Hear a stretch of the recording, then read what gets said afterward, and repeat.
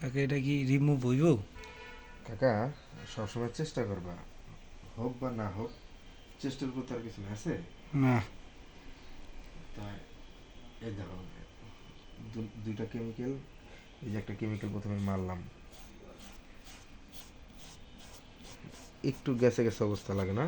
হুম। এই যে এটা বলে অ্যাসিড, যেহেতু সাদা ফেব্রিক, দেখো অ্যাসিডের জায়গাটা জ্বালায় নিলাম একবারে, পুরো সাদা সাদা জায়গার সাদা ফেব্রিকে কোনো সমস্যা হয়নি।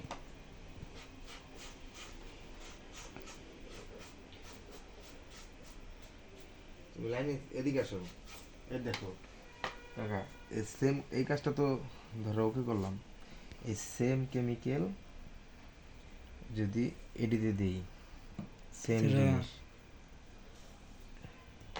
দেখো এই দেখো এটা নগদ কালার চলে গেছে গা, দেখছো? হুম।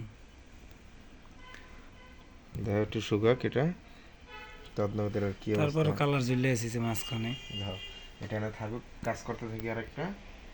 আর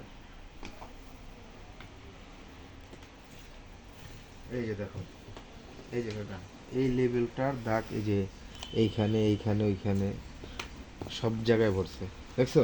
হুম। ওই যে ফেসবুকে বা টিভি ইয়াতে, সোশ্যাল মিডিয়াতে অ্যাড অ্যাড করে দেখো অনেকে, যে স্পট স্পট রিমুভ করার কেমিক্যাল, কিন্তু এক স্পট দিয়ে কিন্তু সব ধরনের কাজ হয় না, বুঝছো? হুম।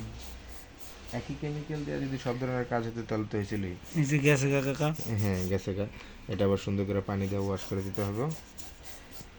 মনে করো এক কেমিক্যাল দিয়ে সব বডির কাজ করানো যায় না, এক একটা কাজের জন্য এক এক পদের কেমিক্যাল, বুঝছো? হুম।